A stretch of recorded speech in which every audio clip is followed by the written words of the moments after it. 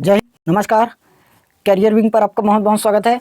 कल आप लोगों का बोर्ड एग्ज़ाम स्टार्ट हो चुका है, जिसमें पहला पेपर हिंदी था 12th का।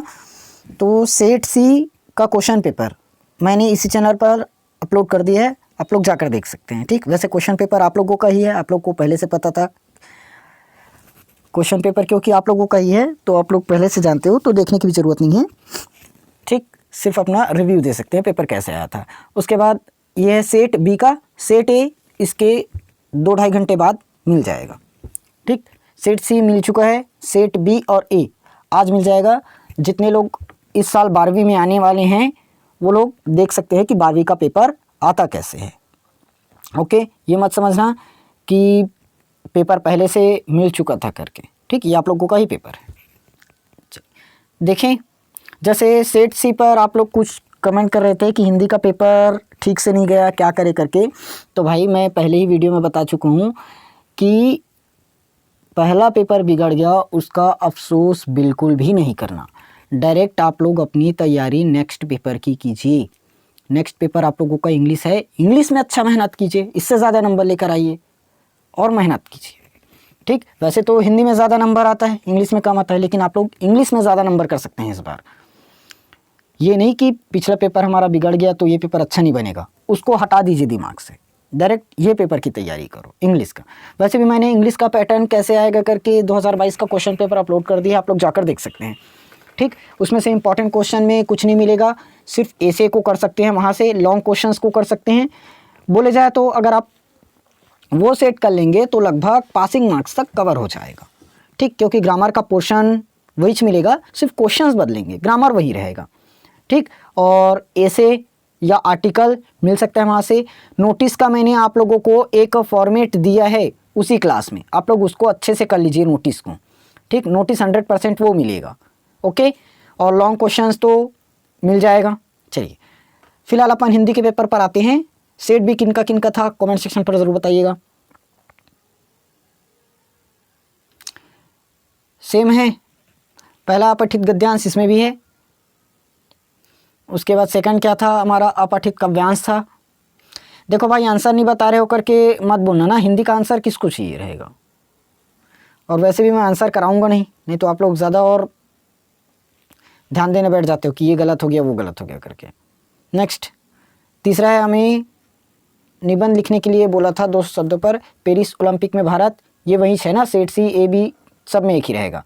साइबर की घातक दुनिया। अगला है हमारा, राज्य में रिक्त सरकारी पदों पर भर्ती हेतु शिक्षक बेरोजगारी दूर करने के लिए मुख्यमंत्री को पत्र लिखिए। सरकारी अस्पतालों में इलाज की चरमराई व्यवस्था को सुधारने हेतु जिलाधीश महोदय का ध्यान आकर्षण करते हुए सुझाव पत्र लिखिए। उसके बाद हमारा है, ये था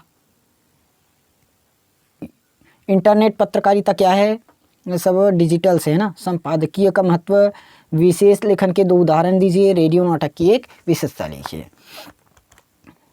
जितने लोग भी 2026 में एग्ज़ाम दिलाएंगे आप, वो लोग इस पेपर को ध्यान रखना, ऐसे ही पेपर आएगा। अगला, नाटक की शिल्प संरचना पर प्रकाश डालते हुए नाटक अन्य विधाओं से अलग कैसे है स्पष्ट करना है। कविता क्या है, संगीत और चित्रकला ये अलग कैसे हैं ये बताना है। एक पेड़ माँ के नाम, इस अभियान पर प्रतिवेदन तैयार करना था। फीचर क्या है, उजड़ते गांव उमड़ते शहर पर फीचर लेखन तैयार करना था। उसके बाद हमारा है, अपठित काव्यांश फिर से आ गया, ये भी वही 6 काव्यांश को पढ़कर ही उत्तर देना था। यहाँ पर 2-2 नंबर का आप लोग को 4 क्वेश्चन मिल जाएगा, हिंदी में ऐसे ही जाएगा भाई। उसके बाद यहाँ पर दिया था प्रश्न नंबर 10 में, लक्ष्मण मूर्छा प्रसंग के आधार पर तुलसी की नारी दृष्टि पर प्रकाश डालना था। कैमरे में बंद अपाहिज करुणा के मुखौटे में छिपी क्रूरता की कविता है, विचार कीजिए। फिर निम्नलिखित गद्यांश को पढ़कर प्रश्नों के उत्तर दीजिए। ये तो गद्यांश वाला है, आप लोग अच्छे से बनाए होंगे ही। 12वां क्वेश्चन, प्रश्नों के उत्तर लिखिए, यहाँ से स्टार्ट है। देखो, कस्टम अफसर किनकी किताबें पढ़ने में रुचि रखते थे, इंदर सेना, ऊपर कहिए क्या, बाजार दर्शन शीर्षक का उद्देश्य लिखिए। उसका पहलवान की ढोलक शीर्षक की सार्थकता स्पष्ट कीजिए। उसके बाद वितान, क्वेश्चन पढ़ बस रहे करके मत सोचना, क्योंकि पढ़ने के लिए ही बोला गया है इसको। देखो, ये आप लोग का लॉन्ग क्वेश्चन यहाँ से स्टार्ट हो जाएगा ना। उसके बाद बी पॉइंट में इसका क्या था, सिल्वर वेडिंग के अनुसार यशोधर बाबू के व्यक्तित्व की 4 विशेषता लिखनी थी। सिल्वर वेडिंग के आधार पर उन जीवन मूल्यों को सुधारण समीक्षा कीजिए जो समय के साथ बदल रहे हैं। बस इतना ही पेपर था आप लोगों का। ये था सेट बी। सेट ए मैं जल्द ही लाने की कोशिश करूँगा ना, हो सके तो सेट ए मिले भी ना, यानी कि उसका वीडियो बने ही ना। ठीक, चलिए फिलहाल बार बार बोला जा रहा है कि नेक्स्ट पेपर की ही तैयारी करना, इस पेपर पर उतना ध्यान अब मत देना। और ये वीडियो देखने की भी कोई ज़रूरत नहीं थी। ठीक, फिर भी देखे, बहुत अच्छा, नेक्स्ट ईयर वालों के लिए बहुत हेल्पफुल साबित होगा। चलिए आएंगे हम लोग नेक्स्ट वीडियो में आप लोग के इम्पोर्टेंट क्वेश्चन के साथ। इम्पॉर्टेंट क्वेश्चन अभी आप लोग को मिलेगा, उसको जाकर देख लेना। ठीक है, चलिए।